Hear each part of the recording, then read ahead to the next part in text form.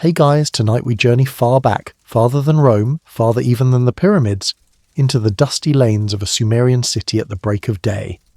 You're not in your comfy bed anymore.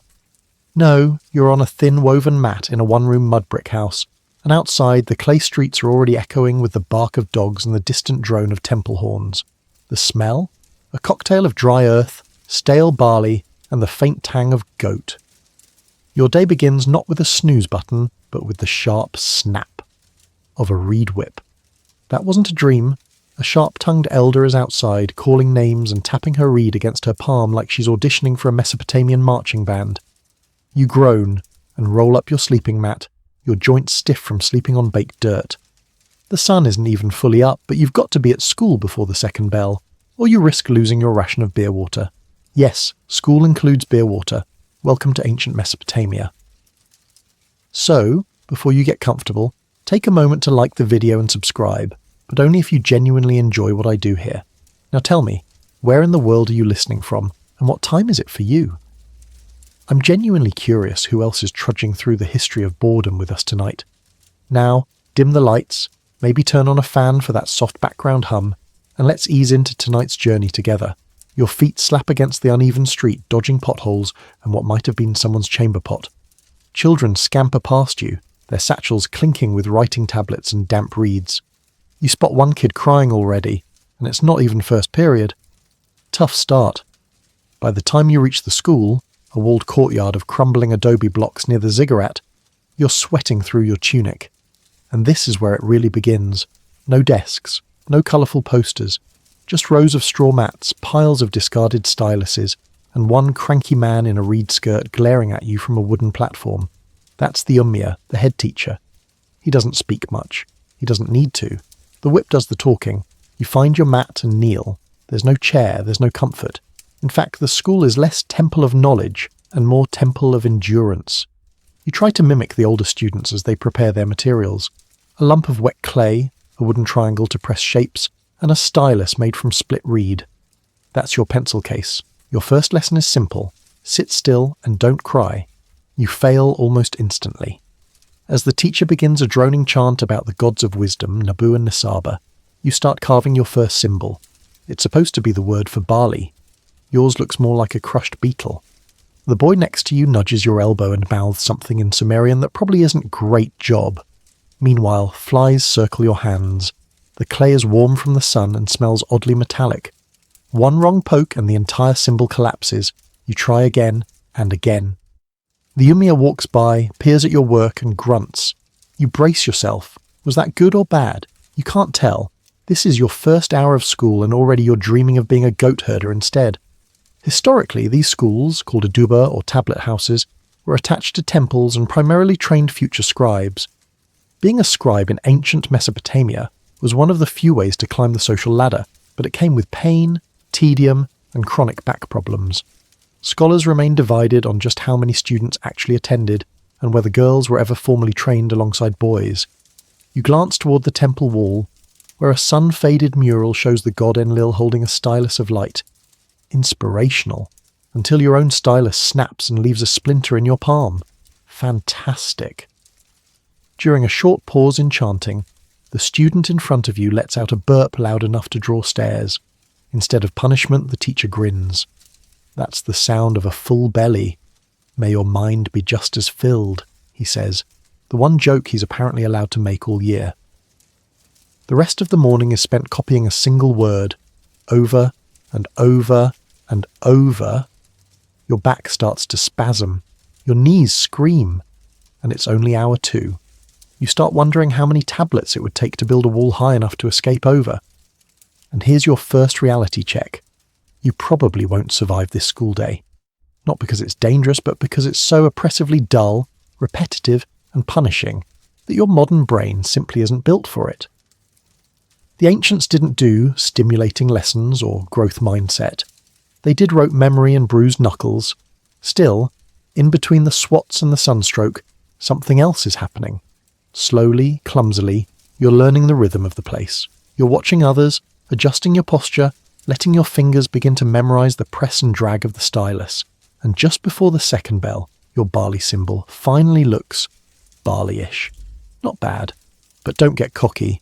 There's still math class after lunch, and in Mesopotamia lunch doesn't come with dessert, it comes with more chores. You barely have time to savour your barley-shaped victory when the ummia claps his hands, signalling the next ordeal. Writing practice. Again. This time it's not just one word. You're copying entire lines. The sun has climbed higher, and the courtyard has turned into a frying pan. Your palms leave damp prints on the clay. The stylus sticks to your fingers like a splintered tongue depressor. The lesson? Write your teacher's favourite phrase over and over again. The obedient scribe shall eat. The lazy scribe shall be whipped. Catchy, isn't it? Your new assignment is to copy it exactly 20 times onto your tablet. That sounds reasonable until you realise that one missed wedge, one slightly crooked triangle, and your whole row is invalid. And that stylus? It's not ergonomic. It's a thick sliver of reed sharpened just enough to scratch but not enough to pierce. Your fingers are already sore. Your wrists feel like they're carved from clay themselves. The kid next to you, let's call him Idin, leans over and groans. My father says the stylus was invented by a sadist. You're not sure what the Sumerian word for same is, but you nod in shared pain. You try to focus. Press, drag, press, flick. Line after line of tiny symbols. Your eyes glaze over and your mind begins to drift. What even is cuneiform, anyway?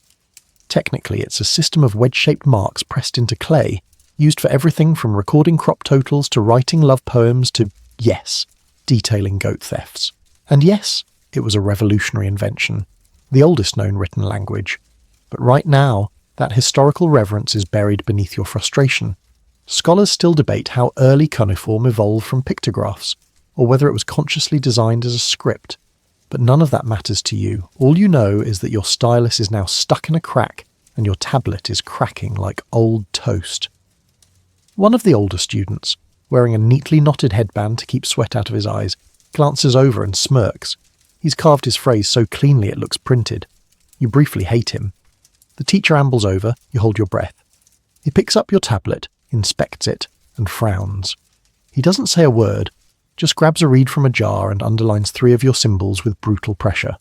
Then he drops the stylus and walks away. You stare at the markings. They might as well be red pen marks from a modern English teacher, except in this case the consequence isn't a bad grade, it's more practice under the hottest part of the day. Lunch is signalled not by a bell, but by a boy carrying a bronze bowl of steaming mush into the courtyard. You and the others scramble toward the smell. Lunch consists of crushed barley grains, barely salted, and a slice of what might be dried fig. You sit cross-legged on the ground, sipping water flavoured with beer residue. Refreshing? Not quite. But it's wet and it's not clay, so you take it. You look around. Students are eating silently, most too tired to chat. One boy picks at his fingers. His nails are rimmed with ink. Another girl is rubbing her shoulder where her satchel strap has left a deep red mark. Then the lunch chores begin. You're assigned to the clay station. That means kneading and shaping new tablets for afternoon lessons. A large bucket of wet earth is dumped in front of you, along with a basket of crushed straw. You're expected to mix, flatten, and portion it into rectangles, smooth and even, using only your hands and a wooden scraper. And here's the worst part. If you don't make the tablets well, you'll be writing on your own lumpy failures later. Idin groans beside you, elbow deep in mud. Someday we'll be scribes in the palace, he says, with the enthusiasm of a man trying to convince himself that goats can fly. Mainstream fact? Yes, scribes were prestigious. They were essential in temples, courts, markets, even armies. But quirky tidbit. Scribes also handled some of the most boring tasks imaginable. Tax records, inventory lists, lists of other lists, the kind of work that could turn anyone into a walking yawn. The jury's out on whether scribes truly loved their job, or if they simply endured it for the perks, free food, temple housing, and a much lower chance of dying in battle. You finish shaping your 5th tablet and wipe your hands on your tunic. The sweat, the dust, the clay, it's all mixing into a gritty paste under your fingernails. You glance at the sun. It's not even mid-afternoon. A passing student trips and drops his lunch bowl, splattering barley mash across 2 freshly made tablets. The ummia roars. The poor boy is dragged aside, muttering, "I only slipped, I swear."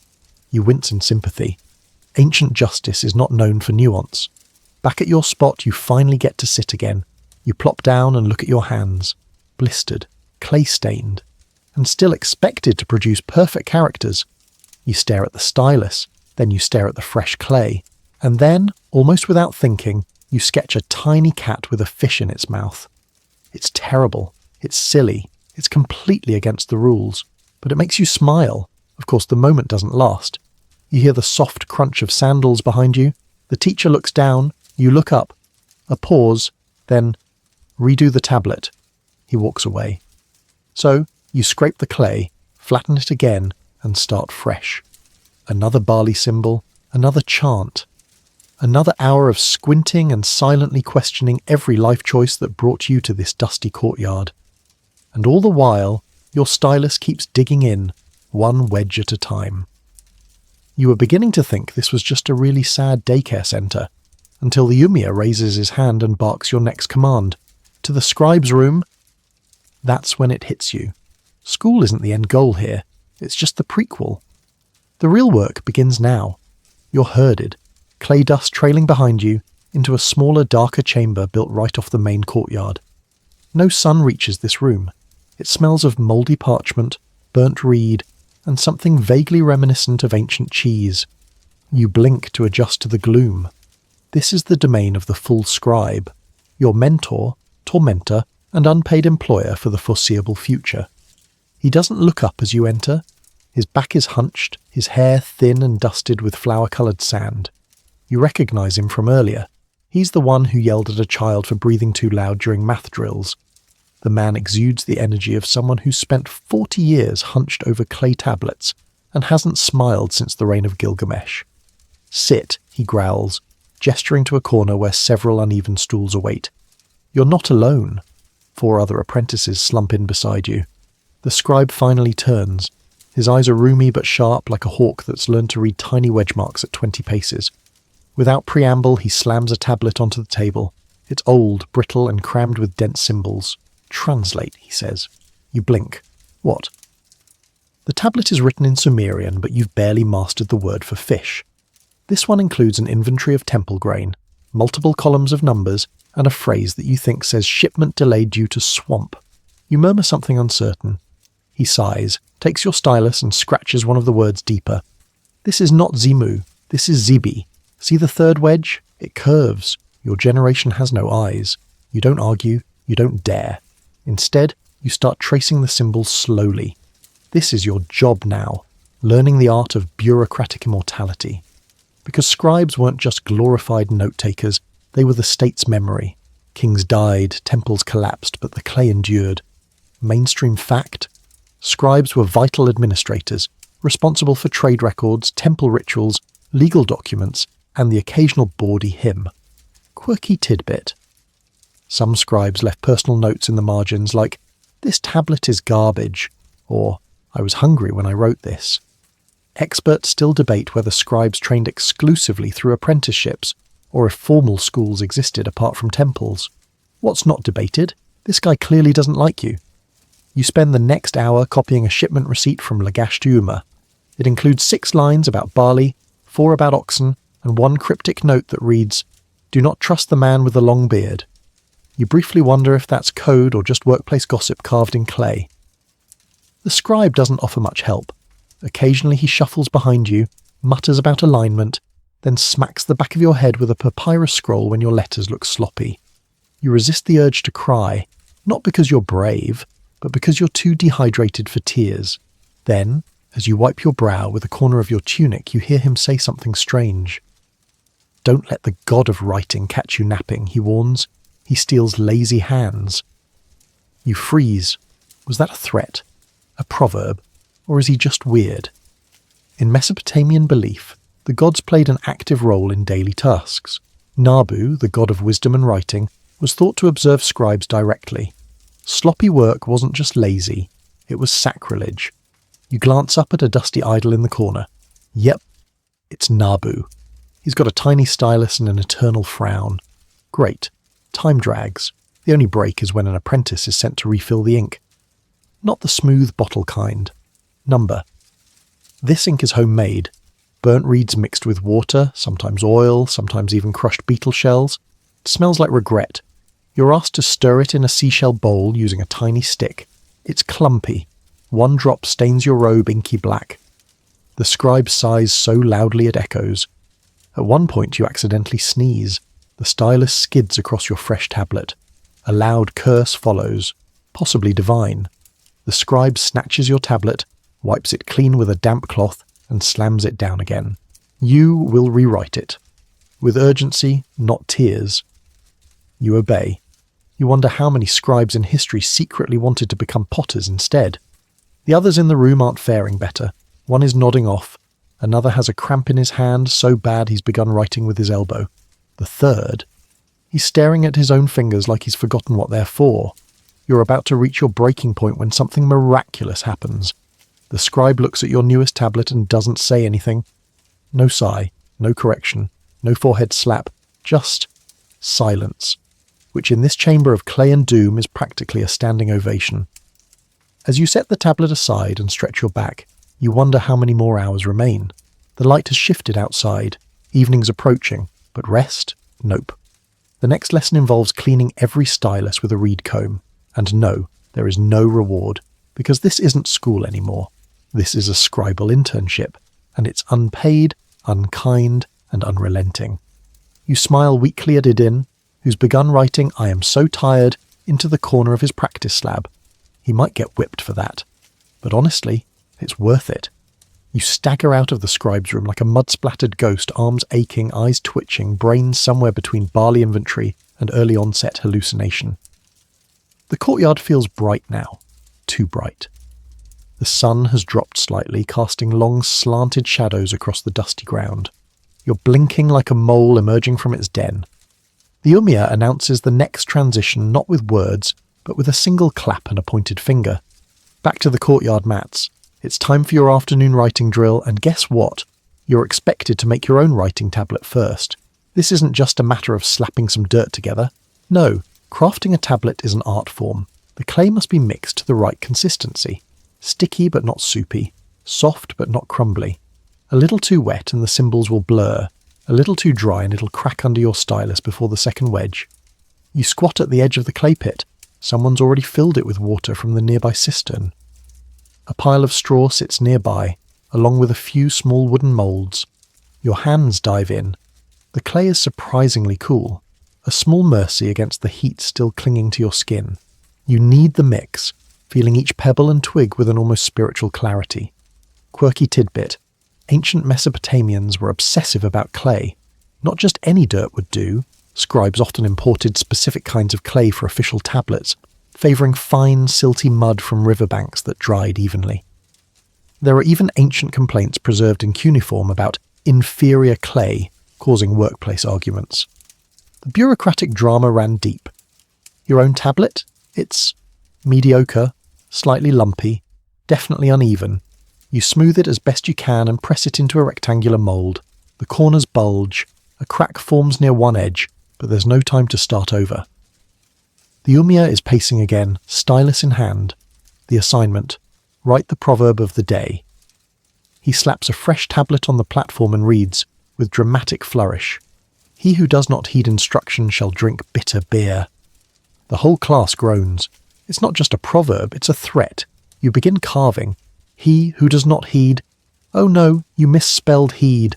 The wedge is backwards. You try to scrape it off, but the clay smears. Now it looks like sneeze. Great. Bitter beer. Here you come. Beside you, Idin mutters, "Last week the proverb was about donkeys. I preferred the donkeys." You nod sympathetically, careful not to laugh. The ummia has eagle hearing. Halfway through your second line, the clay on your stylus splits. It wasn't dried properly. The tip goes dull, like trying to write with a damp twig. You try to sharpen it on a shard of pottery, nearly slicing your thumb in the process. Mainstream historical fact. Styluses weren't always reed. Some were bone, ivory, or even metal, especially for high-ranking scribes. But your stylus is barely surviving, like you. You finally finish the proverb, though bitter beer now looks like butterbear, and hand in your work. The teacher lifts the tablet, inspects it closely, then grunts. Fix the ending. Just the ending. That's almost praise. You sit back down to scrape the corner clean. Your fingers are stiff. Your elbows are beginning to feel like pottery themselves. As you work, the heat finally breaks. A dry breeze sweeps through the courtyard, stirring dust and parchment scraps. Someone sneezes. Another child swats away a fly and earns a sharp "no moving" from the assistant scribe. The sky is shifting. Dusk isn't far. Your stomach growls audibly. And that's when the real surprise comes. The ummia walks over, drops a piece of dried date in your palm and walks away. No words, just a date. You stare at it. Is this a mistake? A test? You eat it anyway. It's sweet, chewy, and tastes like victory. Idin stares at you, betrayed. "I once got a dead fig," he whispers. "You still passed," you whisper back. The final minutes of the session are devoted to silent review. Everyone is told to copy the week's vocabulary list onto fresh clay. 30 symbols, no mistakes, no talking, no mercy. You get through 26 before your tablet cracks diagonally. A groan escapes your lips, soft enough not to draw attention. You quickly grab another lump of clay. Your hands move without thinking now. They remember the wedges. They've learned the rhythm. That, or they've gone numb from overuse. And here's your second reality check. This school isn't designed for encouragement. It's designed to separate the diligent from the doomed. No curve, no stickers, just repetition and exhaustion. But in some strange, maddening way, it works. You're getting faster, more precise, almost competent. The ummia claps twice. Dismissal. You stretch your arms toward the pink-streaked sky. A bird flutters overhead, probably a crow. The courtyard begins to empty. Students limp off toward their homes, clay-stained and sunburnt, with wild eyes and ink-streaked robes. You follow, your satchel heavier than before. Inside are 2 tablets, one cracked, one near perfect. Proof of suffering, proof of survival. As you step over a broken reed mat and out into the fading daylight, you realize something strange. You're already dreading tomorrow, but you'll show up, because you want to see what comes after bitter beer. You might have hoped that the day would wind down after writing practice, maybe with some gentle storytelling or a quiet chant to the moon god. But no, the ummia announces the next session with the kind of enthusiasm normally reserved for tax collectors. It's time for mathematics, and not just any math, Mesopotamian math, base 60. You shuffle back to the mats, your legs leaden. The courtyard is glowing now with the last golden rays of sun, but the mood is anything but warm. Clay tablets are distributed, new ones, freshly pressed, and you're handed a different stylus, shorter, sharper, angled at one end. Place value, the ummia intones, pacing, count like the gods. You frown. Place value? You haven't even had dinner. Still you lean forward. The lesson begins. Ancient Mesopotamians didn't use base 10 like we do. They used base 60. Why? Scholars remain divided on the exact origins, but many believe it had to do with the versatility of 60 as a number. It's divisible by 2, 3, 4, 5, and 6, which made it incredibly convenient for trade, astronomy, and, you guessed it, taxes. Your assignment: calculate the number of barley baskets owed by a farmer with 10 fields, each yielding 72 sheaves, every third sheaf taxed at a rate of 2 to 5, with surplus paid in goats. You stare at the problem. It reads more like a riddle than a math exercise. You're still stuck on how many sheaves make a goat. Meanwhile, the older students are already carving little marks, hooks and wedges that don't even look like numbers. Idin leans over and whispers, "What's 5 times 12 in base 60? You blink. "I don't even know what 5 is anymore." He sighs and begins writing. You peek at his tablet, hoping to copy his format, if not his answer, but all you get is a rough doodle of a goat next to a tiny angry face. Not helpful. The ummia calls out examples as he walks. 3 talents equal 180 minas. 10 shekels per mina. How many shekels in 5 talents? You're tempted to answer, too many, but wisely keep it to yourself. Mainstream fact: the Mesopotamians invented some of the earliest math systems ever recorded. They used them to track everything: grain, time, land, even planetary movement.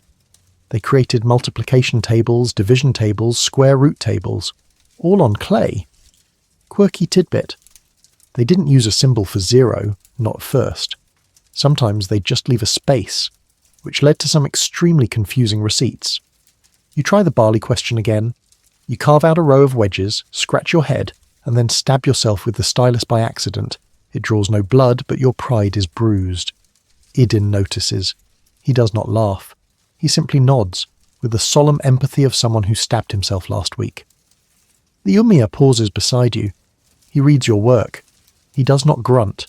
He does not correct. Instead, he says, "You forgot the goats." You want to scream. Another half hour of numerical torment passes. You're starting to understand the logic, but it's the kind of understanding that feels like it was dragged through your ears by a team of oxen. You've memorized some conversions. You can write the number 120 as 2 neat wedges. You've even stopped sweating. You're not sure if that's progress or just the onset of dehydration. Then comes the final blow, a word problem. A merchant has 3 donkeys. Each donkey carries 9 jars. Each jar holds 5 measures. If 2 jars break and 1 donkey wanders off, how much is left to tax? You stare at your clay. You stare at the stylus. You stare at the ummia. And in your head, you simply repeat, "I hate donkeys." Experts still debate how deeply the average Mesopotamian student understood the abstract nature of math, or whether most of them just memorized tables by rote. Based on your current performance, you're leaning hard toward rote. Very, very rote. The sun dips lower, the breeze picks up, tugging at your robes and swirling little eddies of dust across the courtyard. You pause to rub your eyes. The clay tablet is starting to look like it's mocking you. Your barley calculations have melted into a soup of half-formed wedges. Idun passes you a scrap of cloth. You wipe your hands and breathe out slowly. The ummia finally claps. Enough numbers, you may reflect. Reflect? On what? Your own mathematical incompetence? Apparently so. The student sits silently as the ummia reads aloud from a wisdom text, a list of sayings attributed to a long-dead scribe king. Things like, "The wise man counts both barley and breath," and "He who forgets his ratios forgets his life." Real cheerful stuff. Still, there's something weirdly soothing about it. The way his voice echoes against the walls, the rhythm of the proverbs, the gentle scratching of clay against clay as someone makes a final correction beside you. You close your eyes for a second. Just 1 second. A stylus hits your knee. You jolt awake. The ummia frowns but says nothing. You mutter an apology. Idun offers a barley crumb from his pocket. You eat it like it's a sacred gift. And as the shadows grow longer and the scribes gather up the tablets to be baked in tomorrow's kiln, you realize the gods may count in base 60, but you're still counting the hours until you can lie down. By this point in the day, your fingers feel like overcooked reeds, and your brain like it's been left out in the sun. So naturally, this is when the ummia decides it's time to correct mistakes, which, as you soon discover, has nothing to do with gentle feedback and everything to do with reed stylus discipline. You and the other students are lined up like guilty goats. The ummia stands in front of a low clay bench. In one hand, a fresh reed stylus. In the other, your earlier clay tablets, and in the space between, a long stretching silence that could either lead to a compliment or a welt. The first student steps forward. He's barely older than you, but already shaking. The ummia flips through the boy's tablet like it's a disappointing restaurant menu, then points to a symbol. "This is supposed to be the sign for cattle," he says. "It looks like a fish." Whack. A sharp slap on the knuckles. The boy doesn't cry, but his lip trembles. You're up next. He flips to your tablet, the one where heed became sneeze and bitter beer got dangerously close to butterbear. His finger hovers, you brace, and then comes the correction. Not a slap, worse. He takes your hand, holds your stylus and forces you to redo the wedge, slowly, humiliatingly in front of everyone. "Not here," he mutters. "Here, your angle is lazy. Your wrist is soft." Mainstream fact. Disciplinary methods in ancient Mesopotamian schools were not just strict, they were part of the curriculum. Tablets have survived that literally say things like, "He did not do his schoolwork, so I beat him." Some scholars believe it was considered a moral duty to physically correct errors. Others suggest it was just tradition baked into the clay, pun intended. Quirky tidbit. There's even a poem, yes, a poem, written by a former student who thanks his teacher for beating him, because it helped him learn. Scholars remain divided on whether this was sincere gratitude or the world's oldest sarcasm. You finish redrawing the symbol. It's better now, sharper. The ummia says nothing, which you're beginning to understand is his highest form of praise. You return to your mat. Idin whispers, "He hit me yesterday because I sneezed while conjugating verbs." "What happened today?" you ask. "I sneezed again." You both nod in shared resignation. The next portion of the correction session is peer review. Yes, even 4,000 years ago, group work existed. You're paired off with another student, older, grumpier, and already annoyed at your existence. He takes your tablet and begins scribbling harsh diagonal lines across it. "This," he says, pointing to your use of the plural sign, "is an embarrassment." You blink. "I thought it was correct." "It was. Until last week. Now we do it this way." He carves a new example into your tablet with a flourish. "Why did it change?" He shrugs. "The gods whispered it. Or the temple priest changed the rules." One of those. The rules of Sumerian grammar, it turns out, are a moving target. Scholars today still wrestle with the language's strange rules and exceptions. It had no true future tense, complex case endings, and a whole separate script for religious vocabulary. And yet, here you are, expected to memorize it all, or else face reed-based justice. At one point, your reviewer looks at you with pity and says, "You're not bad, just slow." "Thanks. It's not a compliment." You decide that peer review is somehow worse than being corrected by a cranky god scribe. Eventually, the ummia dismisses the session with a grunt. You're free to rinse your hands in the water basin near the wall, though calling it rinsing is generous. The water is warm, grey, and has an alarming chunk of something that might have once been fruit. You splash your hands anyway.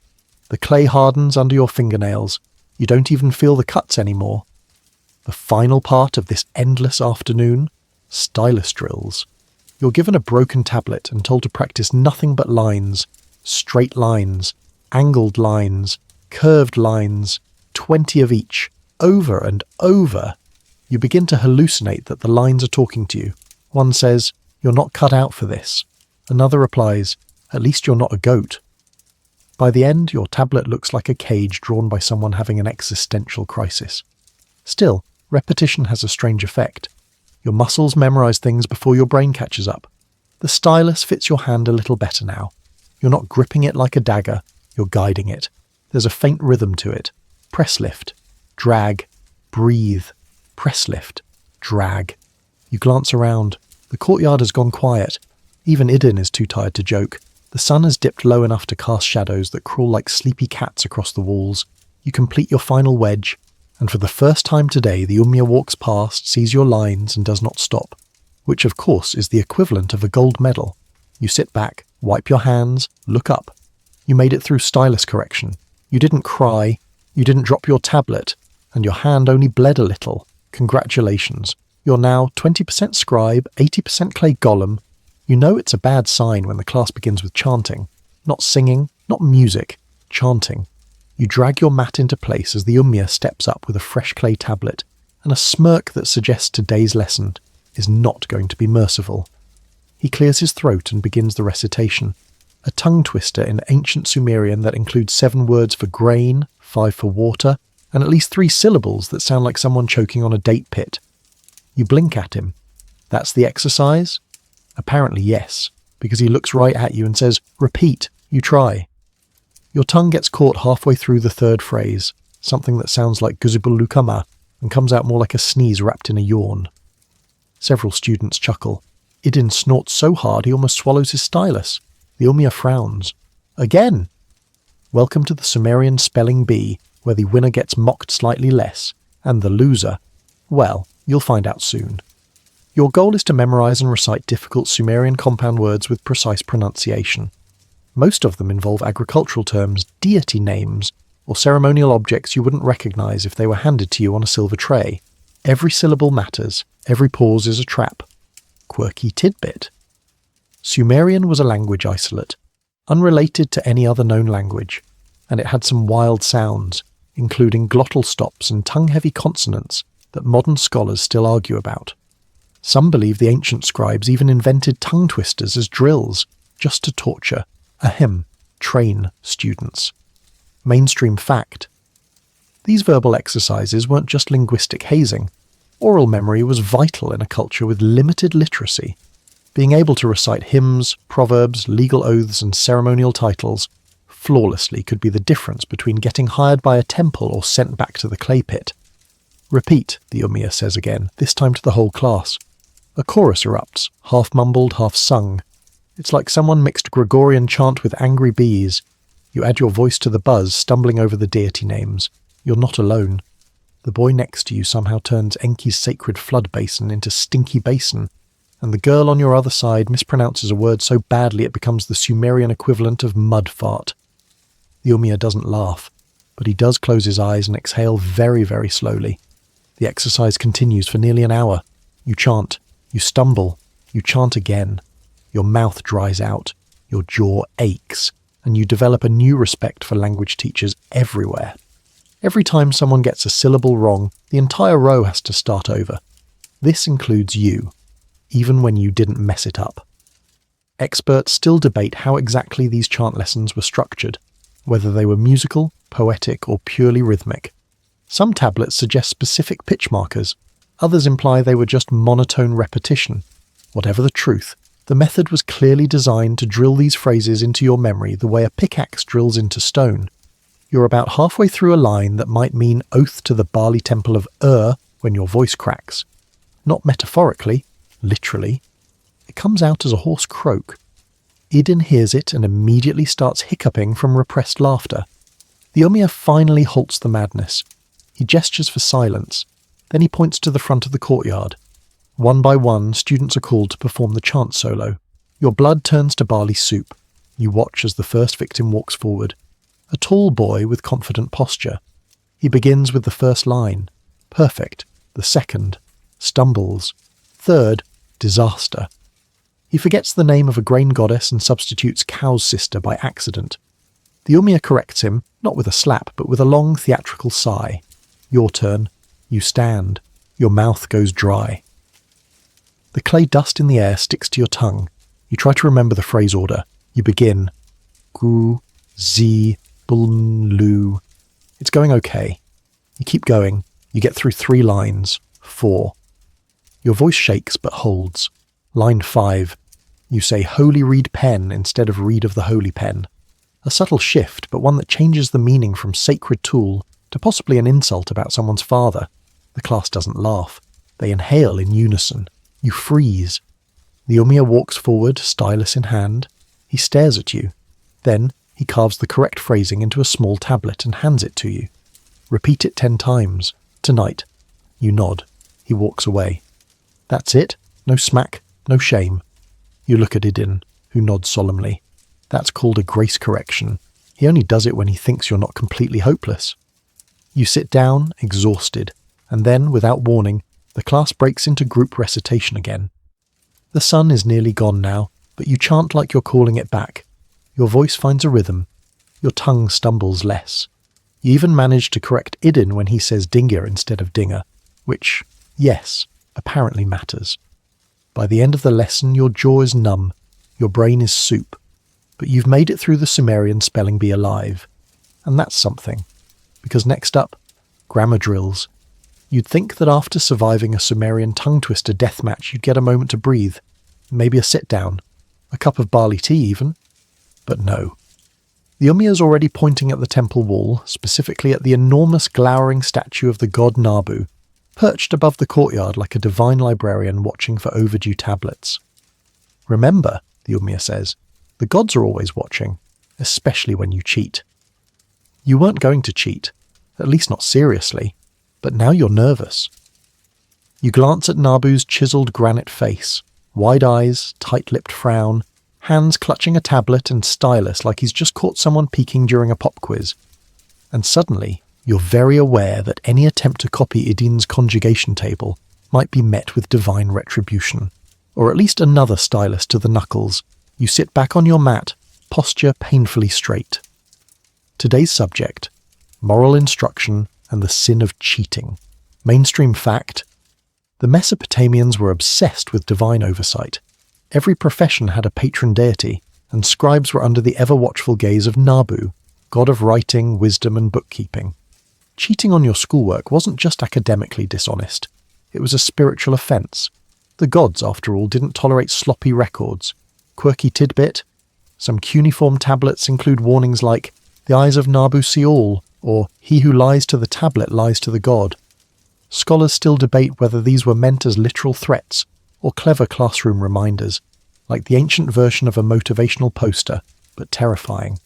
Today's assignment: copy a ceremonial hymn about honesty. No errors, no shortcuts. The ummia hands out tablets with the hymn already carved at the top. Your job is to replicate it perfectly below. You begin. The opening line is something like, "With clean hands and clear heart I kneel before the word." Poetic, sure, but that clean hands part feels a bit hypocritical when yours are still caked in yesterday's clay. You glance over at Idin, who's already 4 lines in and whispering under his breath. "Are you singing?" you whisper. "It helps me remember," he murmurs. "Also, I think Nabu likes rhythm." You try humming too. It helps. A bit. Then something strange happens. You notice a mistake in the example tablet. One of the symbols for truth is written backward. You freeze. This is a test, isn't it? You raise your hand. The ummia walks over, clearly expecting nonsense. You point to the symbol. He squints, raises one eyebrow. Then, in a voice just above a whisper, he says, "Correct it." You exhale. Not a test, just human error, even in the sacred realm of stylus and stone. As you work, the tension in the room grows thick. Someone sneezes, quietly. Another student fidgets and earns a death stare. The tablets clack softly as they're shifted, rotated, lined up for inspection. Then a loud crack. You look over. One student, nervous, sweating, and clearly too ambitious, has dropped their tablet. It splits in 2 on the ground. Gasps. The ummia storms over. "What did I say about overloading your hands?" he growls. The boy stammers. I tried to carry 2. The ummia doesn't yell. Instead he kneels, picks up the broken pieces and reads the tablet. "You copied Idin's line structure," he says slowly. "The same spacing, same errors." Uh-oh. "Did he give you the answers?" No, I just... "Then the god has judged you both." He stands. "The punishment." Both are told to write out the hymn 10 times, with the opposite hand. Idin groans. Nabu doesn't like left-handed scribes. "Then write faster," the ummia snaps. "You keep your eyes on your own work." Suddenly the hymn takes on new gravity. Clean hands, clear heart, and absolutely no copying. You remember an earlier chant, "He who misleads the stylus misleads the soul." At the time, it seemed melodramatic. Now, with Nabu's unblinking stare above and a sweating peer scrubbing clay from his tunic, it hits different. Experts still debate how serious these moral lessons were, but it's clear they formed part of scribal identity. Students weren't just trained to write, they were moulded into servants of written truth. Accuracy wasn't just academic, it was sacred. You finish your copy of the hymn, carefully, lovingly. You even draw a little border around it with dots, just to show respect. The ummia collects the tablets. He reads yours, grunts, then moves on. It's not quite a compliment, but Nabu didn't smite you today. You take that as a win. By now your nose is coated in a light layer of clay dust. Your stylus hand is permanently curled into a claw, and your brain feels like it's been lightly sautéed in donkey oil. But there's no stopping the lesson flow, not when there are scrolls to decipher and inks to mix. Today's final session? A dive into the world of writing materials, scrolls, ink, and all the strange and pungent things they're made of. You gather in the shade of the outer wall where the ummia has laid out bowls, jugs, shells, and slabs of goat parchment for demonstration. You sit cross-legged, trying not to inhale too deeply. The smell is, in a word, robust. First, the ink. The ummia lifts a small bowl. "This," he says, "is black ink. It comes from burnt reeds, crushed into powder, then mixed with water and a drop of oil. Sometimes we use fish bile for thickening." Fish bile. You weren't hungry before, but now your stomach retroactively confirms it. He hands the bowl to the front row. You're 4 people back, which gives you time to prepare emotionally. When it reaches you, the odour hits like an overripe fig that's been stewing in a goat's sock.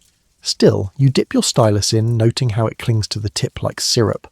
Mainstream fact: Mesopotamian ink varied by region and purpose. For regular writing, burnt charcoal mixed with water was common. For high-status work, they sometimes added precious oils or minerals. Quirky tidbit.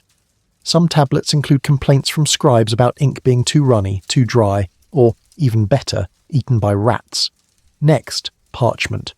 You'd always assumed scribes just wrote on clay. Not always. For portable or ceremonial texts, they used goat or sheep skin, scraped clean and dried in the sun. You're handed a strip of parchment. It's yellowish, veined, and surprisingly soft. And it squeaks when bent, which makes Idun giggle uncontrollably for a full 30 seconds. The ummia glares. Respect the medium. Idun salutes. Yes, sir. Sorry, sir. It squeaked at me, sir. You're tasked with copying a short prayer onto the parchment using the oily black ink and a fine-tipped stylus. The surface is slipperier than clay. The ink spreads, smudges, and drips if you're not careful. Your first attempt looks like a beetle ran through a tar pit and did interpretive dance. You start again, slower. This time your hand steadies. The stylus glides more easily. The ink pools in the curves of the script, catching light in a soft, oily sheen.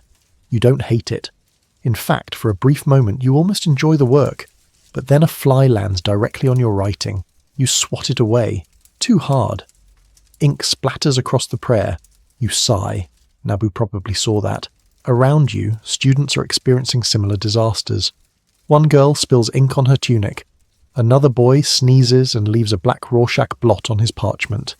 Idun attempts to draw a cat god in the corner of his sheet, and ends up inventing something more closely resembling a melted jackal. Still, the ummia watches all of this with surprising patience.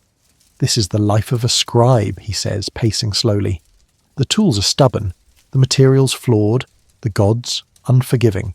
You nod. That tracks. The final part of the session involves scroll rolling. Once the ink is dry, your sheet is wrapped around a reed core, tied with twine, and marked with a wax seal. Except you don't have wax.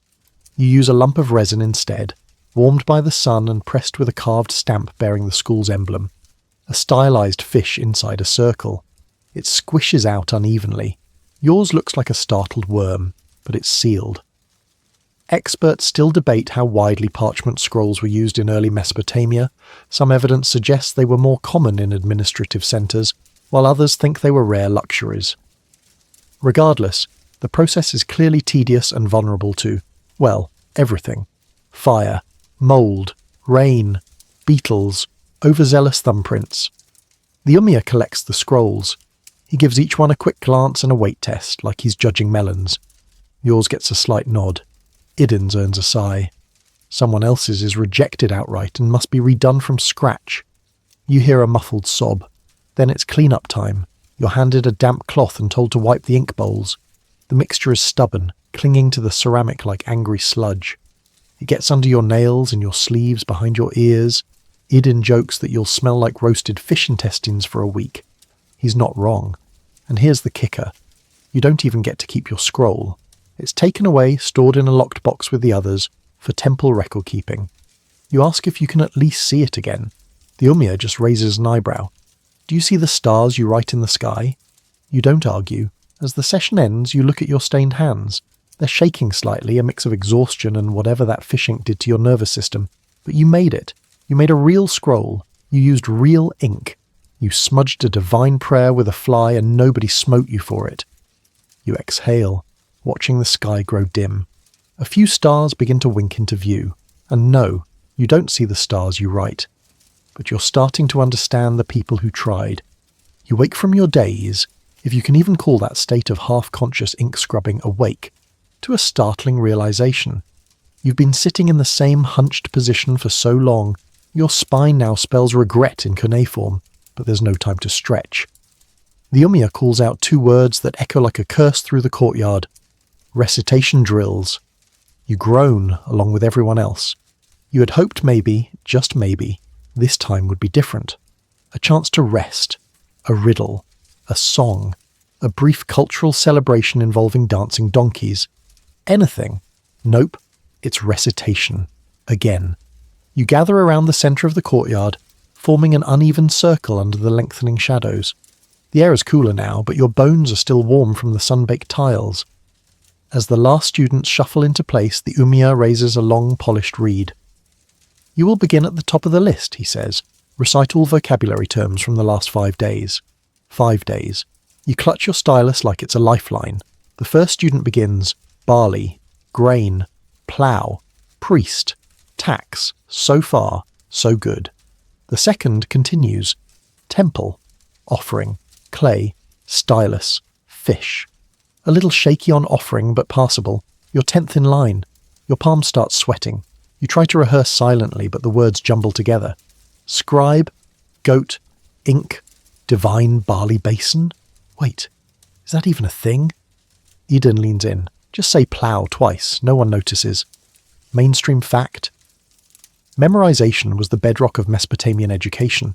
There were no printed textbooks, no handouts, no visual aids. Everything had to be internalized and regurgitated. Entire legal codes, hymns, and epic poems were committed to memory, sometimes over years. Quirky tidbit: some tablets have preserved student errors written so many times, they eventually became part of the next generation's correct versions. Your turn.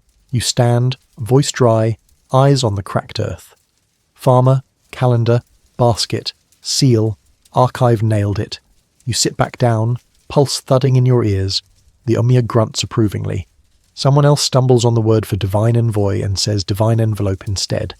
You all pause, unsure if that's even wrong. Eden gives a subtle thumbs up. Then comes a twist. Now, the ummia says, you will recite while walking. Walking? He points to a dusty track circling the courtyard. True scribes can think under pressure. You will walk the perimeter and chant the list from memory. Those who falter will walk again. You groan, out loud this time. And yet, moments later, you're trudging along the sun-baked clay, chanting barley terms while sweat rolls into your eyes. You try to remember the difference between esh and ush, but your brain is running a few syllables behind your feet. The girl ahead of you stumbles, says temple bread instead of temple oath. She's sent back. You feel your legs scream in sympathy. Experts still debate whether this type of movement-based drilling was common or symbolic, but there's precedent in tablets that describe pacing lessons and walking memorization. Perhaps it helped fuse muscle memory with linguistic retention. Or perhaps it just made students too tired to rebel. You pass the halfway point. Your sandals slap softly against the clay. You murmur the list again. Sickle, census, ledger, moon calendar, holy stylus. You're in the zone. Just one more lap, and then a reed staff swings in front of your chest. The ummia. You said moon calendar. The term is lunar reckoner. You blink. That's the same thing, you protest. Not in Nippur, he says flatly. Again. You sigh. Turn around. Start another lap. Idin jogs up beside you.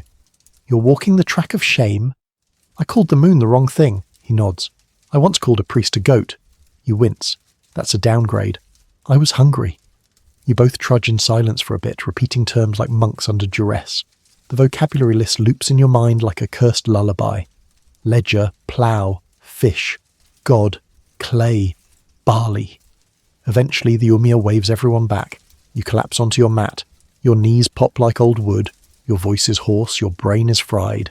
But you remembered 90% of the words. That's passing. Maybe.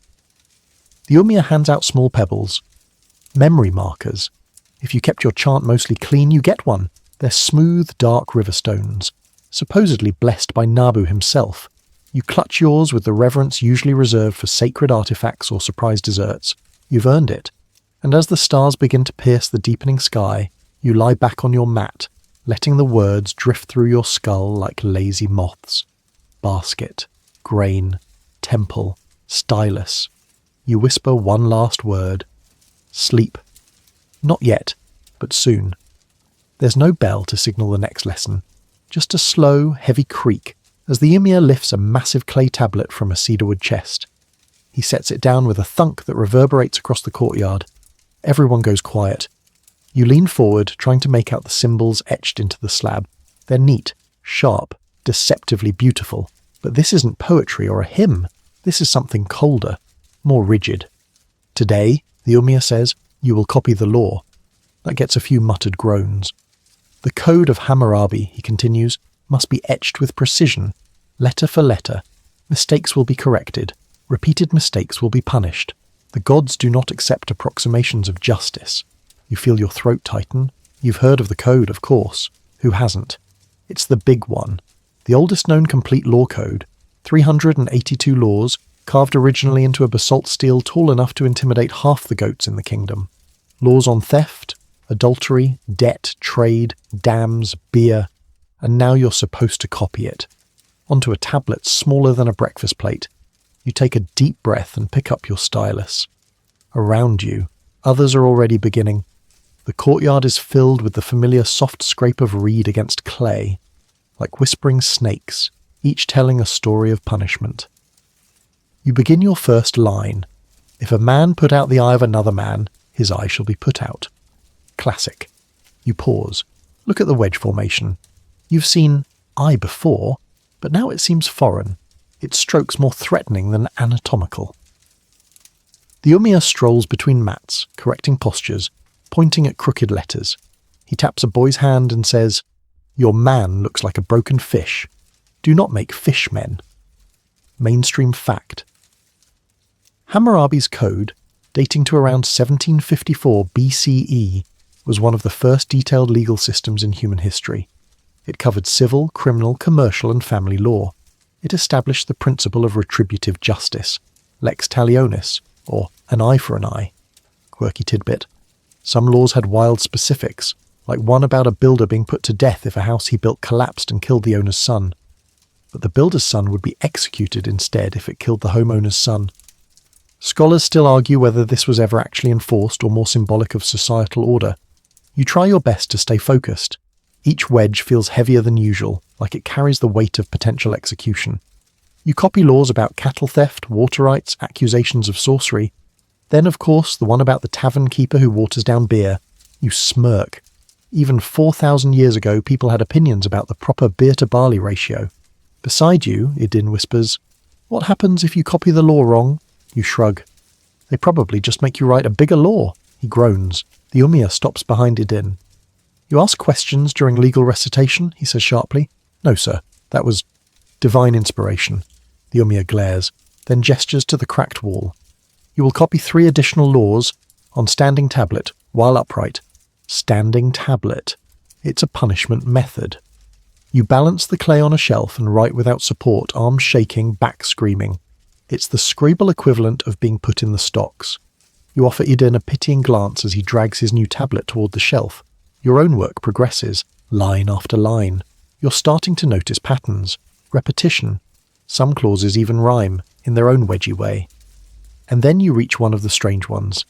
"If a woman is caught in a tavern, she shall be drowned." You pause.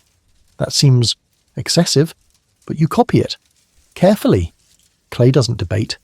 Experts still debate how often these laws were actually enforced or whether they were more aspirational than practical. Many scholars think Hammurabi's code was more about declaring authority and cosmic order than handing out punishments like candy. A message carved into stone saying, "This is what justice should look like."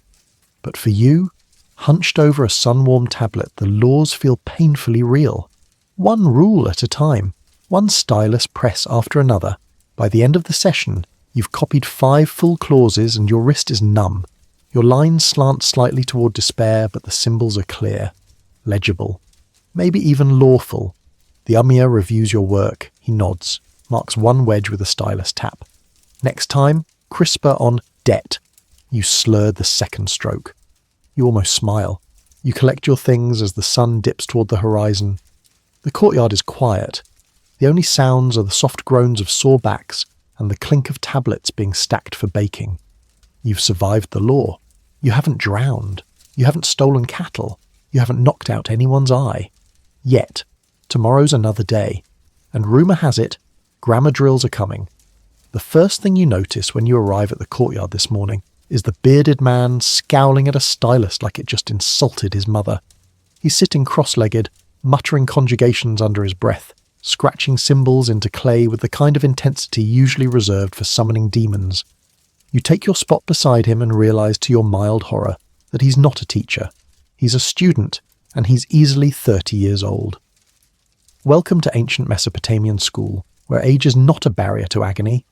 Today's focus, grammar drills. And not just for the kids. This is an all-hands-on-deck session. You scan the courtyard and spot several other adult learners. some with greying beards, one with a back brace made of reed, all hunched over their tablets, all scribbling verb forms with religious devotion. The ummia claps twice, summoning silence.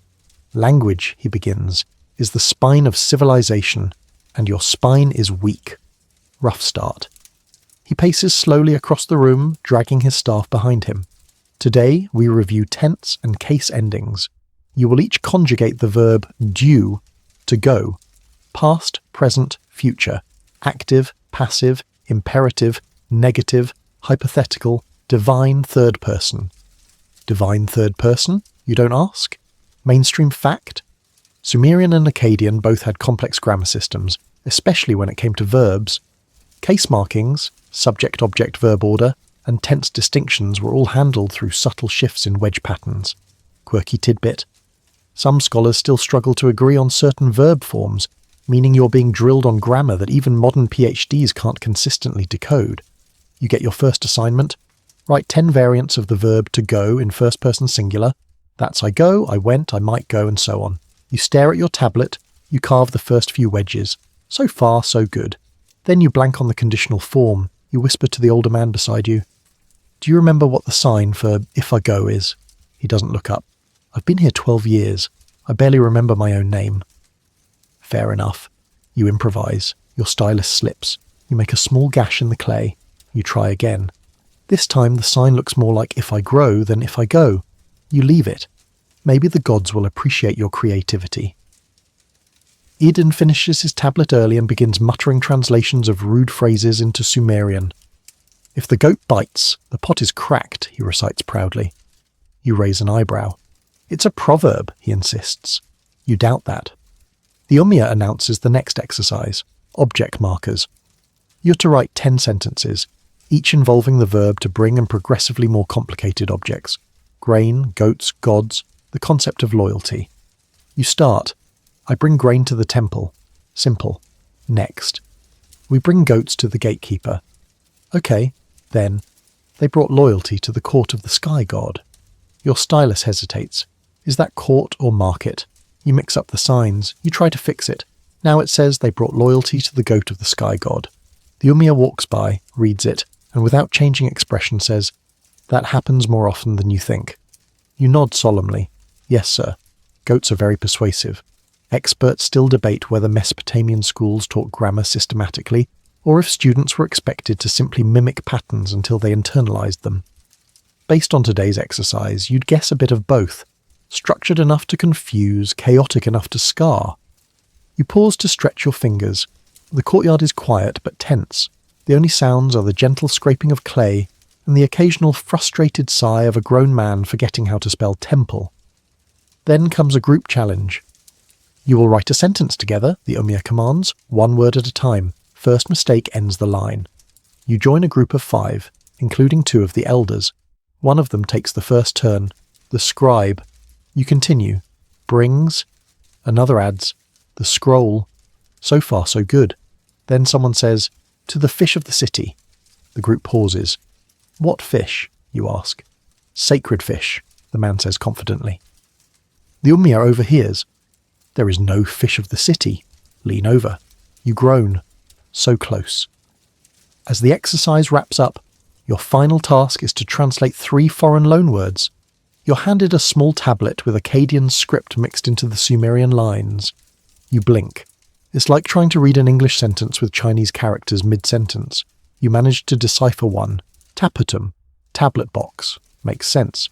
Second one you guess incorrectly. It's not mouthpiece, it's tax seal. Oops. Third one. No clue. You write a polite question mark in the margin. The ummia collects the tablets. He gives yours a long look. Then miraculously, he nods once. Your goat of loyalty has potential. You smile weakly. The sun begins to dip. The adult students pack up slowly, joints cracking, curses muttered under their breath. You wonder how long they've been coming here. 10 years? 15? You ask the man beside you. Do you want to be a scribe? He snorts. Number I want my father to stop yelling at me during dinner. Fair. As you stand and stretch, you realize something. Grammar in Mesopotamia isn't just rules. It's power. Whoever controls the verbs controls the record. And whoever controls the record writes history. It starts with a name being called. Not yours, not Idin's. But a quiet boy named Ashki, the one with the oversized tunic and a permanent ink smudge across his cheek. The ummia beckons him forward, then nods toward the east gate. Ashki's face drains of colour. That's when you realise what's happening. Selection. The top-performing students, those who've survived the styluses, the grammar, the goat-themed legal code, are occasionally invited to continue their education somewhere else. Somewhere worse. Nipper. You've heard the rumours.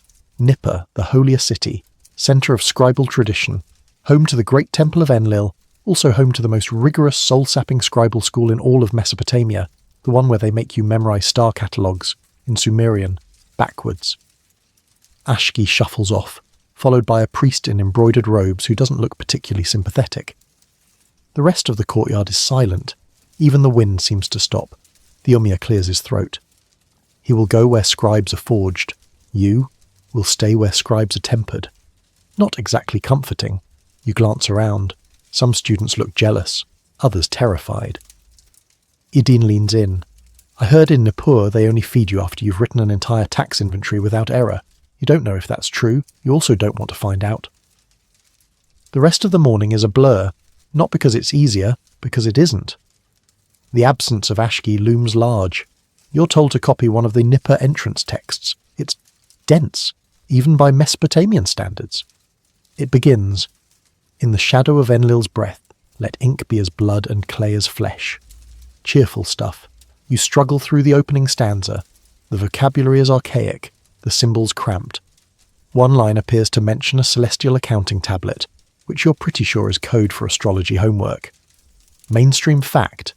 Nippur was the theological and scribal capital of Sumer, and its scribal school was the gold standard. Graduating from there practically guaranteed a prestigious appointment at a temple, palace, or major city. But getting in, and staying in, that was the real challenge. Quirky tidbit? Some surviving tablets from Nippur students contain hidden doodles, jokes, and even frustrated complaints. Evidence that, even at the top, scribes were still human. One tablet simply reads, "Today the teacher beat me, and I still do not understand." You relate deeply. The ummia walks past your mat. He sees your attempt at the entrance text and makes a small hum of approval. "You have potential," he says, almost as if it hurts him. Then he adds, "But Nippur would eat you alive." Ah, you're not sure if that's an insult or mercy. You continue writing, trying not to think about what Ashki's doing right now. Probably memorising the family tree of every Mesopotamian god in alphabetical order. The afternoon brings a rare break. The priest from Nippur has left a scroll behind, one filled not with laws or proverbs, but stories. Fables, really. Short moral tales written in Sumerian script. The ummia lets you read them silently. A gift. One is about a clever fox who tricks a lion into trading his cave for a hole full of bees. Another tells of a lazy potter cursed to turn everything he touches into cracked jugs. You flip through the lines, trying to suppress your amusement. You fail. Idin leans over. "The fox one's good, but I like the one about the ghost who gets stuck in a tablet." "What?" "Yeah. He miswrote a prayer and now he haunts grammar exercises. You don't want to admit it, but part of you wishes you had been chosen. Not for the glory, not for the honour, but just to get out of this same dusty courtyard, the same walls, the same clack of styluses and bitter barley water. Then again, Nippur. As the session ends, you're handed a small slip of parchment, a quiz, 5 questions, all from today's reading. You sigh and begin. What does Enlil's breath represent in the hymn? What is the penalty for an impure stylus in the temple of Nippur? Translate. The stars do not forget. What animal tricks the lion in the fable? List the 3 acceptable substitutes for goat parchment. You only hesitate on question 2. Is it exile, extra prayer, stylus to the knuckles? You write a week of recopying star names and hope for the best. The ummia collects the quizzes without comment. He looks tired today. Maybe Ashki was his best student. Maybe this is the 100th Ashki he's sent off. You walk home slowly that evening, fingers stained, lips cracked, back bent. You're not going to Nippur. Not yet. But the road is still long, and the clay isn't going to right itself. You've barely knelt on your mat when 2 of the assistant scribes start shouting. Not at students this time, at each other. The courtyard falls quiet, styluses frozen midair. You exchange glances with Idun, who raises a brow. This is new. The first assistant, a short man with impeccable wedge form and the personality of an angry donkey, waves a cracked tablet over his head. This is not the correct form for the preterite, he barks. The second, a younger scribe with ink all over his robes and a permanent frown, fires back. It is the Uruk variation, as documented by the House of Enlil. The ummia, watching from the back, folds his arms and says nothing. The argument escalates. Terms like causative compound and nominal enclitic start flying across the courtyard like verbal slingshots. One of the adult learners gasps as the older assistant accuses the younger of misrepresenting divine syntax. You blink. Divine syntax? Idun whispers. Oh, it's a grammar war. A what? Sometimes, he says, they fight about verb forms. For hours. No one wins. Mainstream fact. Mesopotamian scribes weren't just writers, they were linguistic scholars. They copied, preserved, and debated multiple dialects, especially between Sumerian and Akkadian. Grammar wasn't just rules, it was prestige. And yes, experts still disagree on many forms, particularly obscure verbal structures and how they shifted between regions and time periods. Quirky tidbit? Some cuneiform tablets contain dueling commentaries, where two scribes argue in writing. One adds a line, another responds with corrections. It's the ancient academic equivalent of YouTube comment wars, just in clay. Back in your courtyard, the shouting continues. Eventually, the ummia steps forward and says flatly, "You will both teach the form. Let the students decide." You suddenly regret coming to class. The assistants divide the courtyard. Half are sent to study the traditional form, older, more rigid, but widely respected.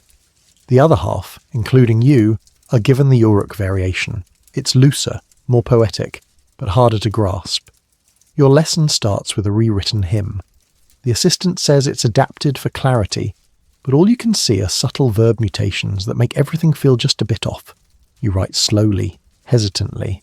You're not sure which form is right anymore. By the time you finish, your clay tablet reads, "The temple's reed whispers as the god walked." Walked? Walks? Was walking? You don't know. You're not alone. The boy next to you stares at his slab.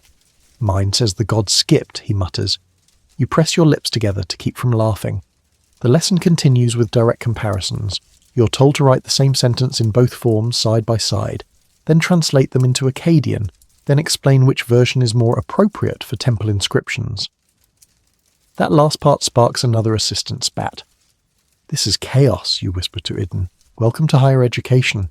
Experts still debate whether these grammar wars were playful academic exercises or genuine ideological divides. But one thing's clear. Even ancient linguists could be as petty and passionate as modern ones. At one point, someone raises a hand. "What if both are correct?" she asks. Both assistants snap around to face her like she just cursed in front of Enlil. One says, "That is the attitude that leads to scribal collapse." The other says, "Exactly. Language must evolve." The ummia finally steps in. "Enough. Let the clay judge." You're instructed to write a short parable using one form or the other, whichever you prefer, but your work must be consistent. No mixing tenses, no switching rules mid-tablet. The challenge: your story must feature a farmer, a divine omen, and at least one verbal clause expressing hypothetical regret. You sigh. You write. If the farmer had listened to the wind, he would not have lost the ox. You check your verb tense. Twice. Then carve a tiny, regretful ox in the corner for flair. Beside you, Idun writes, "If the god had not sneezed, the barley would have grown." You decide not to ask. By the end of the lesson, the ummia collects the tablets and says nothing. Just a low, raspy breath through his nose, which may or may not be amusement. You're left wondering, did you pass?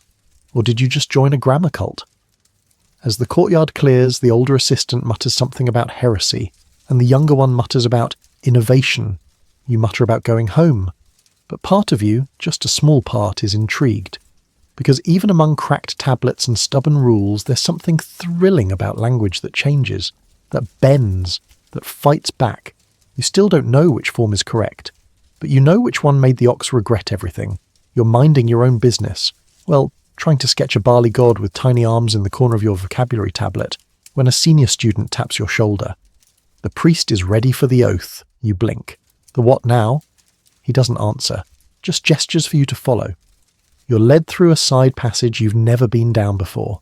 The air changes, cooler, less dust. The walls shift from sun-dried brick to smooth-cut stone, the kind that echoes with every step you take. There are torches now, and symbols carved into the walls, not the usual wedge marks, but flowing curves, like river reeds caught mid-dance. You've stumbled into ceremony territory. At the end of the corridor stands a heavy wooden door, cracked just enough for flickering firelight to spill out. The student knocks once. A voice inside says, "Bring them." You're pushed gently forward. Inside, it's dim, quiet. Incense curls in the air, sharp, smoky, and surprisingly floral. At the centre of the room is a raised platform made of polished clay slabs. On top sits a large stone tablet etched with thousands of characters, gleaming with oil. Surrounding it, 3 priests in ceremonial robes, their heads shaved and their eyes lined in kohl. One of them speaks. You have scratched clay. You have recited names. You have offered ink to the gods of knowledge, but you are not yet a scribe. Your throat goes dry. You want to say, "I didn't even bring my good stylus today," but you just nod. You must now take the scribal oath, the priest continues, and swear your loyalty not to the school, not to the teacher, but to the word itself. Mainstream fact: ceremonial oaths were a vital part of ancient professions, particularly those with religious ties. Scribal oaths, though less documented than military or priestly vows, are believed to have existed in some form, especially for temple scribes. They likely formalize commitment to accuracy, honesty, and the sacred preservation of knowledge. Quirky tidbit. Some oaths reference mythic punishments for breaking scribal trust, like being blinded by ink or swallowed by a scroll-eating demon. Probably metaphorical. Probably. A priest hands you a reed stylus dipped in black ink. Not the kind for writing, the kind for marking. You're told to press it into a sacred clay seal at the altar's base, a stylus-shaped print surrounded by the words, "Let my hand be true." You press down. The clay gives way. Your mark is left behind. Next, the priest speaks again. "Repeat after me." You do. "I swear by Nabu and Nisaba. I swear by Nabu and Nisaba, that my hand shall not lie, that my hand shall not lie, that my stylus shall not twist, that my stylus shall not twist, that the word shall pass through me without stain, that the word shall pass through me without stain." You finish. The room is silent. Then one of the priests walks forward and hands you a small amulet, a tablet-shaped charm strung on a reed cord. It bears the same phrase as the seal, "Let my hand be true." Idin's voice behind you. "Is there a smaller size?" Mine keeps hitting my collarbone. You spin. He's behind you. Apparently you weren't the only one summoned. The priest glares at him, but doesn't revoke the amulet. The ceremony ends as suddenly as it began. You're ushered back out into the warm evening air. The sun is low now, casting gold across the courtyard. Other students look up as you return. Some nod, others whisper. You clutch the amulet. It's not magical. Probably. But it feels heavier than it should. Like it's watching your hand. Like if you ever carve the wrong name for a god, it'll vibrate in judgment. You ask Idin, "Do we wear this every day?" Only when being watched, he grins. You don't know if he's joking. Experts still debate how widespread scribal oaths were across Mesopotamia, but it's clear that scribes were treated as more than bureaucrats.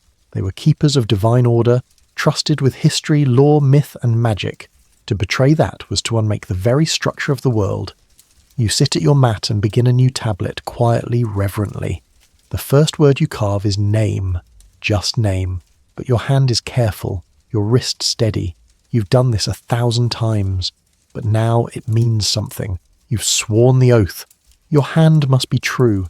The ceremony's weight still clings to you like incense in your clothes. You wake up the next morning expecting to feel different, enlightened, honoured, elevated. Instead, you're sore. The amulet thumps against your chest with each step towards school, a constant reminder that you've been officially bound to ink, clay, and eye-straining repetition. Idin walks beside you, poking his with a finger. "If I accidentally drop this into a kiln," he whispers, "do you think the gods give me a loophole?" You don't answer. You're too busy dreading what you know is coming today. Homework review. Last night's assignment wasn't a list or a chant, it was an epic. A full-blown multi-tablet excerpt from the tale of Lugal-Banda, the legendary warrior scribe turned demigod. You were told to copy the first 6 stanzas by moonlight. By moonlight. It's a lovely poetic instruction, except your mud brick house doesn't have windows or lamps. So you wrote by the light of a cracked oil dish, crouched on the floor with one eye squinting and your knees going numb. Your stylus slipped at least 6 times. One stanza is almost unreadable. You tried to rewrite it. That one looks even worse. Still, you show up. The courtyard's quiet this morning, maybe too quiet. Students are already sitting in rows, tablets lined neatly before them, faces solemn. It's not a good sign. The ummia stands at the front, arms crossed, holding a tall stack of review slates. He clears his throat. Your writing, he says, is a reflection of your mind. Many of you appear to have minds like cracked pots. He begins reading samples. First, a near-perfect stanza. He reads it aloud, then nods. Acceptable. Next, a line where someone wrote, Lugal-Banda ascended the fish. The room erupts with suppressed laughter. Even the ummia smirks. You hold your breath. Your name is called. He reads your stanza silently, then glances at you. He pauses. Your lines are overcompressed, but your verb markers are clean. You survived. He sets the tablet aside. That's it. No sigh. No correction slab. You feel your shoulders relax for the first time in hours. Idin's turn. The ummia frowns, reads Idin's last line again. Did you mean for Lugal-Banda to befriend a giant talking frog? Idin blinks. The symbol for guardian and frog are very similar. Not that similar, the ummia says flatly. Idin gets a rewrite order. The rest of the morning is spent copying your epic from last night onto a cleaner tablet. Your moonlight draft, as the ummia calls it, is not considered permanent. It was practice, a test of discipline, not beauty. Now your job is to immortalize it, in a form that could be stored in the temple archives. Mainstream fact. Important works like the Epic of Gilgamesh, Lugal-Banda, and Enmerkar were copied repeatedly by students, both as writing practice and as a means of transmission. Each copy helped preserve the literature, though some contained unique variations, intentionally or not. Quirky tidbit. Some tablets from this period contain marginal notes clearly written by tired or frustrated students. Phrases like, "This line again," or "Why must we copy this?" have been discovered scratched faintly into the edges, evidence of midnight misery. You take your time with the new copy, each wedge deliberate. The clay feels smoother today, maybe from better weather, maybe from the ceremonial pressure now weighing on you. You can't afford to dishonour the word, but halfway through disaster strikes. A dog runs through the courtyard. It's unclear who let it in, or why, but there it is. A scrawny temple mutt with ears like torn papyrus and an expression of pure chaos. It barrels through a stack of drying tablets, kicks up dust, and slams its paw directly onto yours. Your tablet flips, lands face down, gasps, screams, a few curses. You sit frozen. The ummia rushes over, lifts the clay and holds it up. Your epic now has a perfect paw print where the sun god was supposed to bless Lugal-Banda's journey. The ummia sniffs. Unique addition, he mutters, then hands it back to you. Start over. You do. You don't complain. Experts still debate the extent to which students were expected to memorize versus interpret these epics. Some schools encouraged creative commentary, others demanded perfect replication. Either way, one thing is clear. Tablets were fragile, and no version, however epic, was safe from dogs. As the sun climbs high, you finish your second copy. Better, cleaner, no pause. The ummia reviews it and says nothing, but he doesn't not nod. You call that a win. As the day ends, you catch Idin practicing frog-related glyphs in the dirt. Rewriting your epic, you ask. He sighs. The frog's a better character than Lugal-Banda, honestly. You both laugh. Your back aches, your fingers throb, but you've inscribed something permanent today, something divine, something real. And for a moment, just a moment, you believe in the power of words on clay, even if they sometimes get stepped on by dogs. By now your days have started to blur together. Sunrise, stylus, barley, correction, repeat. But every now and then something cuts through the clay dust haze like a goat through a papyrus stall.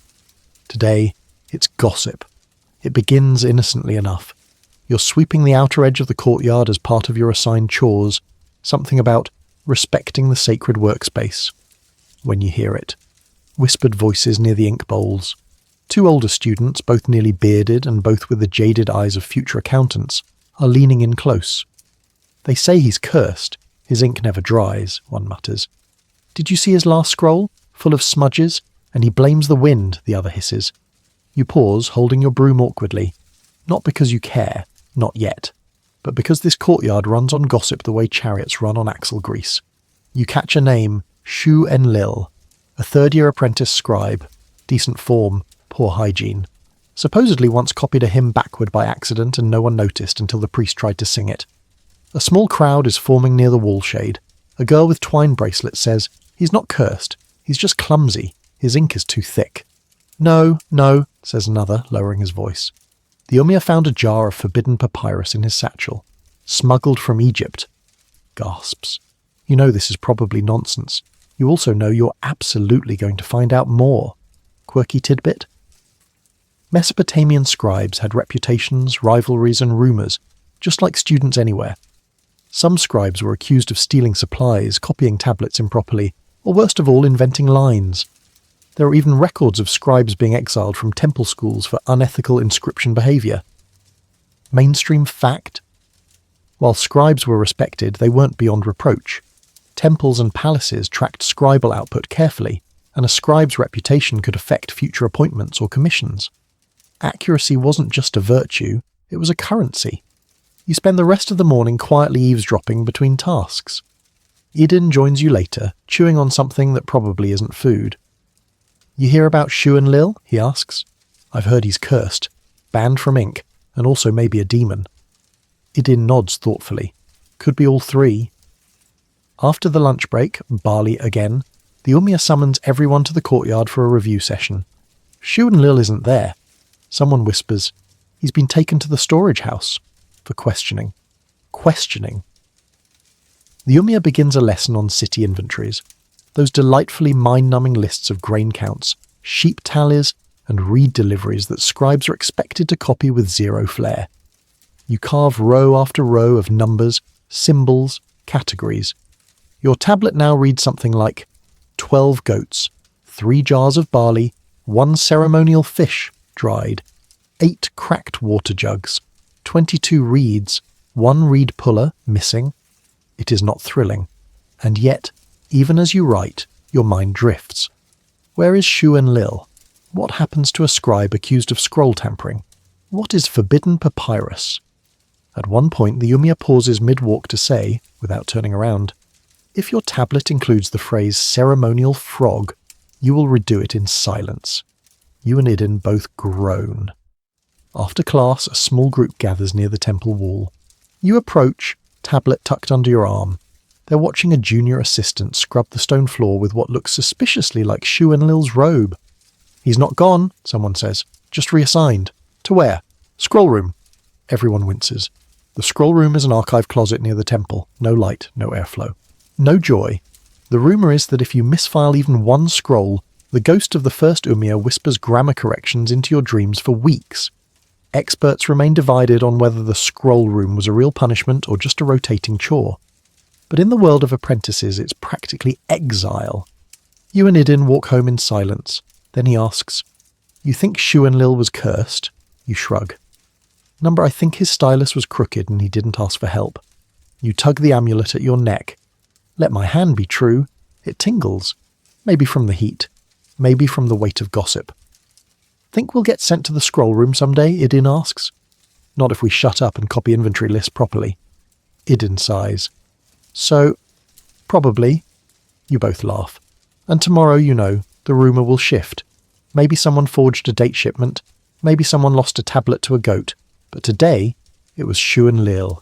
And in a world where every word you write becomes permanent, gossip spreads fast. Especially when the ink doesn't dry. You've done something terrible. Not life-threatening, not illegal. Just stupid. You doodled, during recitation drills, on a real tablet. You don't even remember doing it. It was just a fish, a tiny fish, swimming near the edge of your temple supply receipt, month of the second flood assignment. A little fin, a dot for an eye, barely noticeable, except it was noticed. By the assistant scribe, the one with the pencil-thin moustache and the uncanny ability to appear behind you whenever your mind drifts. He didn't say anything, just picked up your tablet, squinted at the fish, looked at you with the weariness of a man who has seen too many unauthorized aquatic depictions and walked off. You didn't even get to defend yourself. Now you're here, in cuneiform detention. No, they don't call it that officially, but it's what it is. You're seated in a shadowy corner of the courtyard next to a low bench piled with dull tablets and pre-cracked styluses. You're not alone. There's a girl who apparently used heavenly wind in place of temple incense, and a boy who fell asleep mid-chant and mumbled the Sumerian equivalent of goat milk kisses. Your punishment? Copy city inventory lists, all afternoon. No breaks. You sit down. You're handed a tablet that reads, Inventory, City of Kesh, Temple Offerings and Surplus. And that's only the header.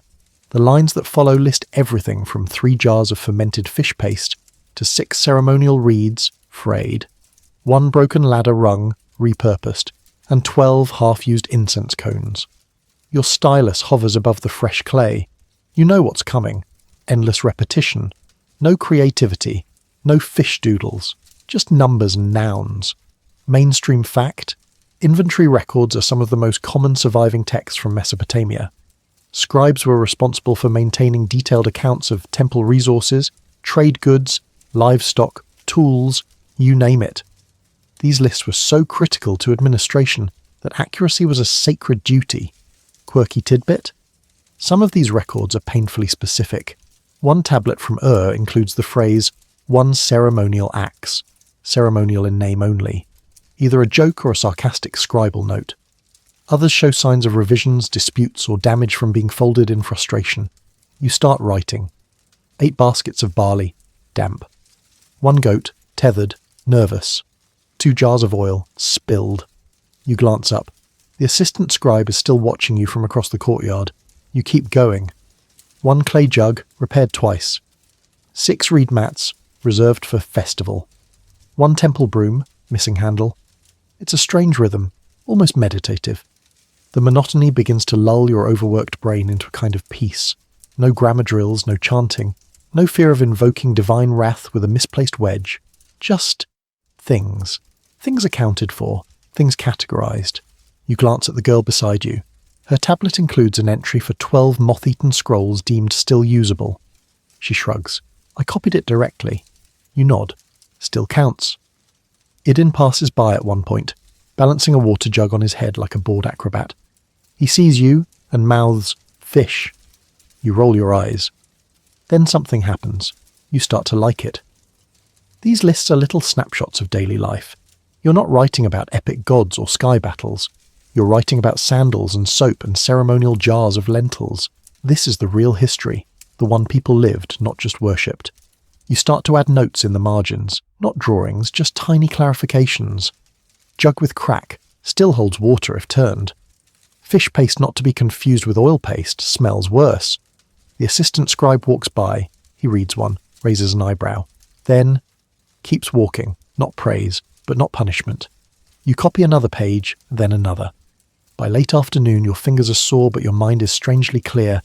The sun has shifted, casting long shadows across the courtyard. Your final line, 1 student now aware of limits of stylus.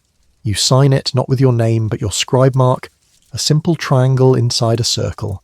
It's what all students use before they earn a full signature. You place the tablet on the stack.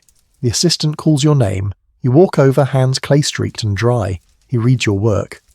Efficient, precise. You nod. No fish? You shake your head solemnly. Only mentally. He grunts, then says, return tomorrow. Not for punishment, for catalogue practice. You blink. Really? He nods. Some scribes forget that cities run on barley, not proverbs. You walk away stunned.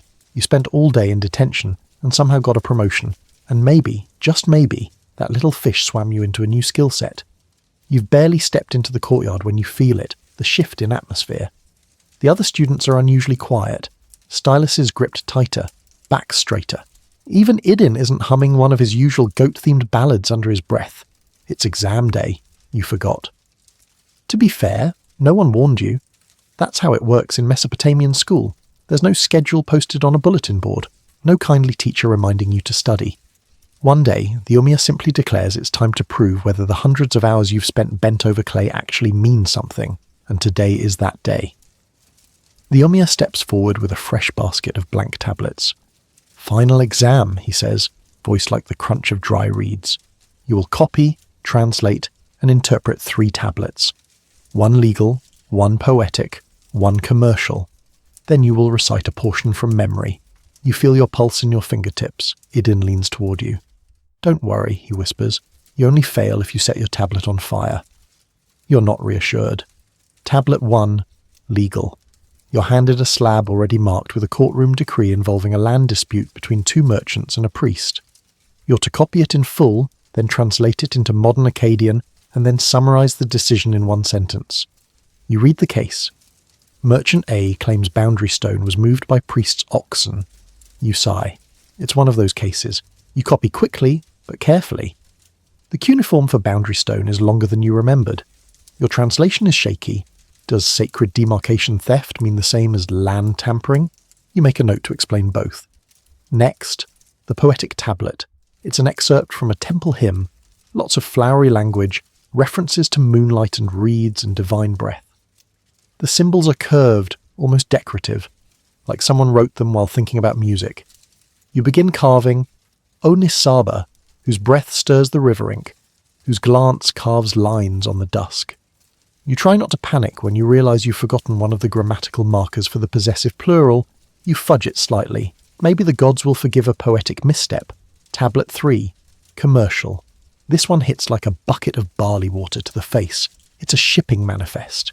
You have to balance columns, weights, totals, conversions from shekels to talents. There's even a note about a missing crate of dried figs that might have been eaten by the donkey en route. Mainstream fact.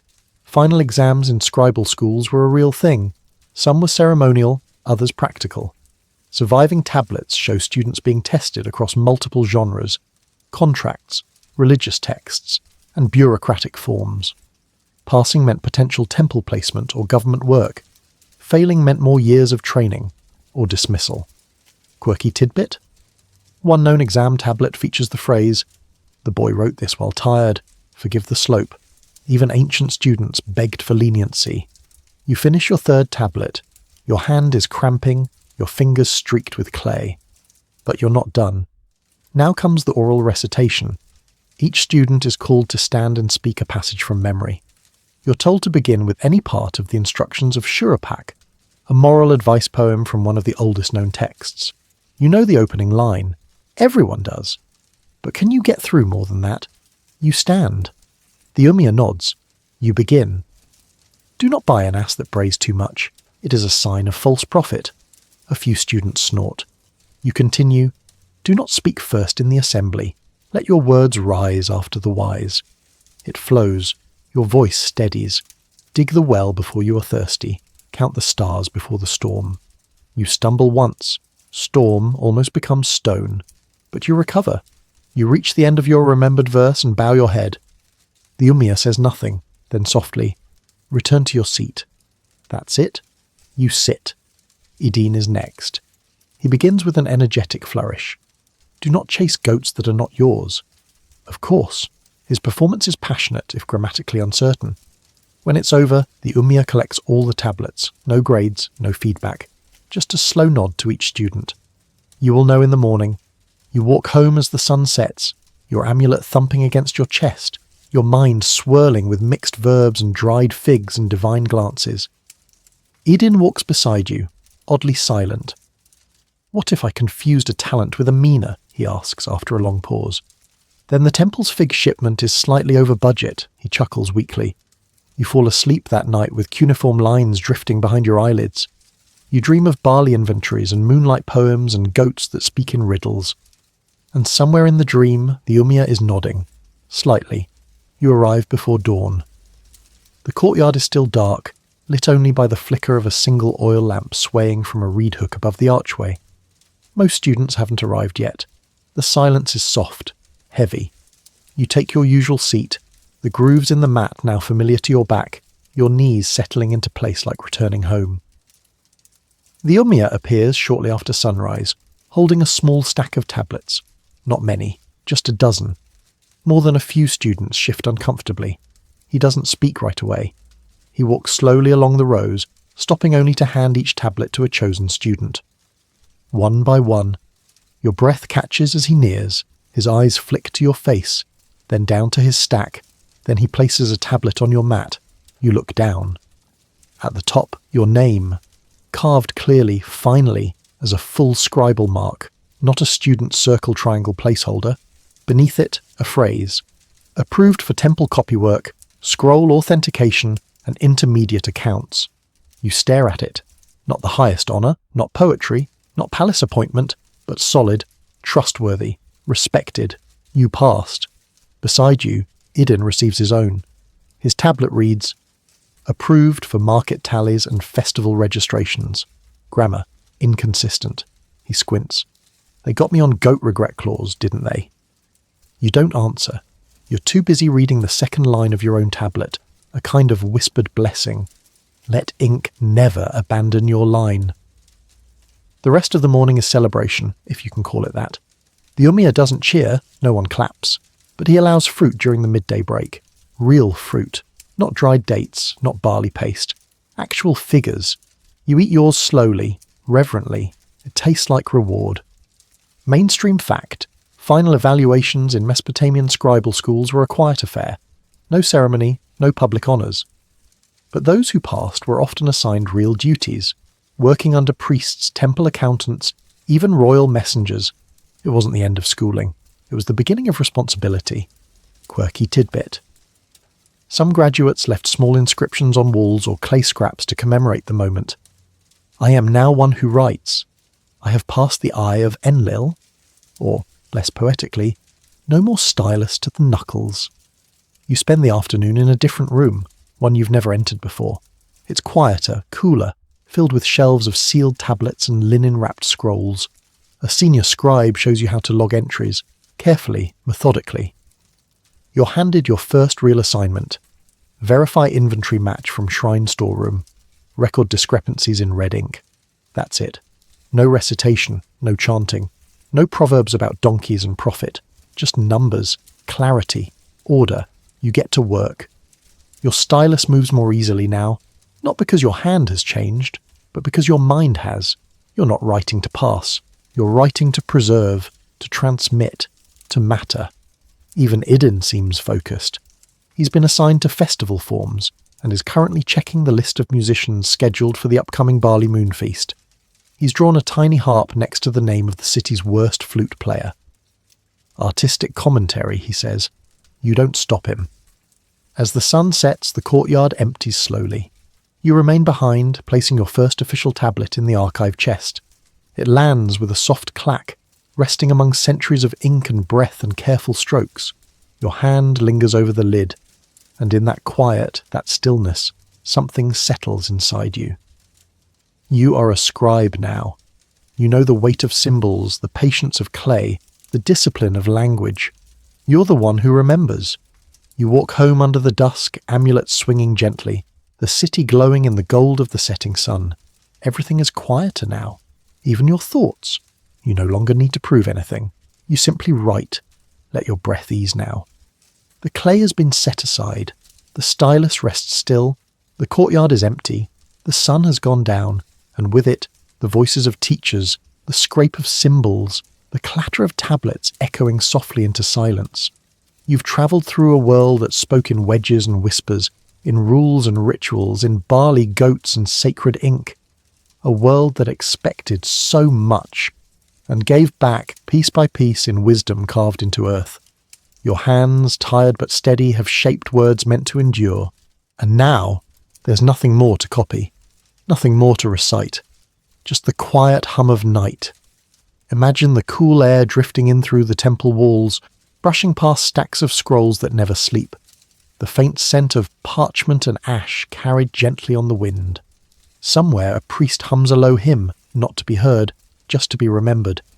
And far above, the the stars begin their slow crawl across the Mesopotamian sky, where scribes once charted their names among constellations.